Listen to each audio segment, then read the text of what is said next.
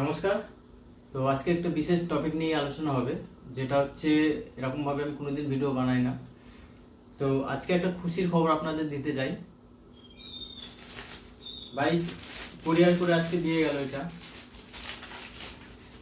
এখানে লেখা আছে international yoga book of record, রনেত মার্জি। তো কি আছে আগে দেখে নিই, তবে টপিকটা নিয়ে আলোচনা হবে।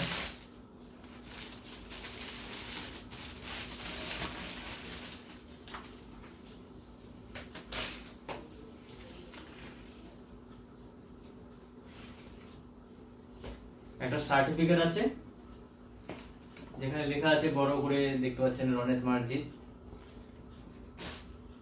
একটা মেডেল আছে। এবার টপিকটা হচ্ছে, এখানে সার্টিফিকেট লেখাই আছে যে 27 এপ্রিল 27 তারিখে খেলাটা হয়েছিল হলাসনের উপরে, যেটা হোল্ডিং টাইম, কে কতক্ষণ হোল্ড করে থাকতে পারে।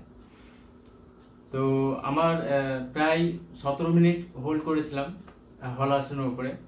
তো শুধু অল ইন্ডিয়া না, এটা পুরো ইন্টারন্যাশনাল 307 পার্টিসিপেন্ট ছিল, এইখানে ক্যান্ডিডেট ছিল। তো তারা সবাই হোল্ডিং টাইম করেছিল ম্যাক্সিমাম। তো ম্যাক্সিমাম আমার হয়েছিল হলাসনের উপরে। তো যখন ফোনটা আসে তখন আমি বিশ্বাস করিনি যে সত্যি আমি গোল্ড মেডেলটা আমি কোয়ালিফাই করেছি। তো সত্যি আমি বিশ্বাস করিনি, এই জন্য আমি কাউকে বলিও নি যে হয়তো মিথ্যা কথা বলছে বা ফেক হতে পারে। তো আজকে যখন দিয়ে গেল খুবই ভালো লাগছে। তো বেশি কিছু বলবো না, মেডেলটা একটু পরে দেখি কেমন লাগছে। খুব সুন্দর। এই সাইডে লেখা আছে yoga international book of record. তারপরে এই সাইডে ইনক্রেডিবল এখানে লেখা আছে যোগা ট্যালেন্ট। তো মেডেলটা খুবই সুন্দর, খাঁটি সোনা।